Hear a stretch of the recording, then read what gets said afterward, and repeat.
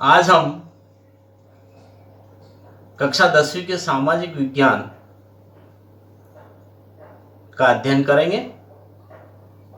बहुत ही महत्वपूर्ण प्रश्न है, 5 अंक का। 1962 के भारत चीन युद्ध के कारण व परिणाम। चीन के साथ भारत के अत्यंत प्राचीन संबंध रहे हैं। प्राचीन काल में दोनों देशों के मध्य मैत्रीपूर्ण संबंध थे। पश्चिमी साम्राज्यवाद के एशियाई क्षेत्र में पैर पछाड़ते ही भारत चीन संबंधों में खटास आती गई। भारत व चीन के मध्य तिब्बत को लेकर मतभेद की स्थिति निर्मित हुई। भारत तिब्बत पर चीन के अधिकार को स्वीकार करने को तैयार था, किंतु वहां एक स्वायत्त शासन करने का भी पक्षधर भी था। प्यारे बच्चों, चीन ने भारत की मंशा को अनदेखा करते हुए 25 अक्टूबर 1950 को तिब्बत पर सैनिक कार्यवाही शुरू कर दी। भारत ने चीन से ही इस कार्यवाही का विरोध किया।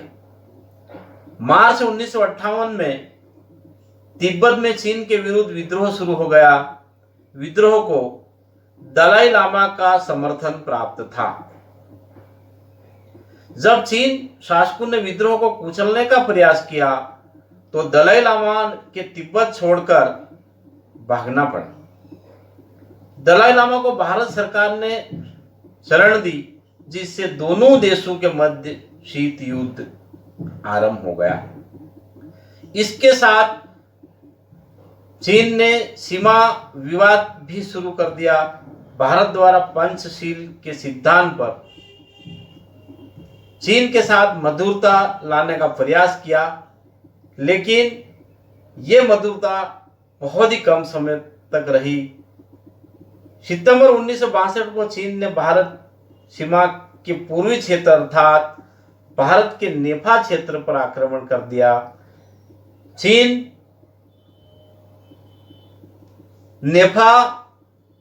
फौजों ने 20 अक्टूबर 1962 को भारत चीन युद्ध पर तैनात भारतीय फौजों पर आक्रमण कर दिया। अब परिणाम देखिए आप, परिणाम क्या निकले। ये अलग से 4 नंबर का आता है। 1962 के भारत चीन युद्ध के निम्न दूरगामी परिणाम सामने आए। पॉइंट टू पॉइंट लिखना है बच्चों एकदम। नंबर 1, भारत चीन संबंध तनावपूर्ण हो गए। भारत के भूभाग का एक बड़ा भाग चीन के कब्जे में चला गया। भारत के अंतर्राष्ट्रीय छवि एवं गुण निरपेक्ष नीति को आहत पहुंची।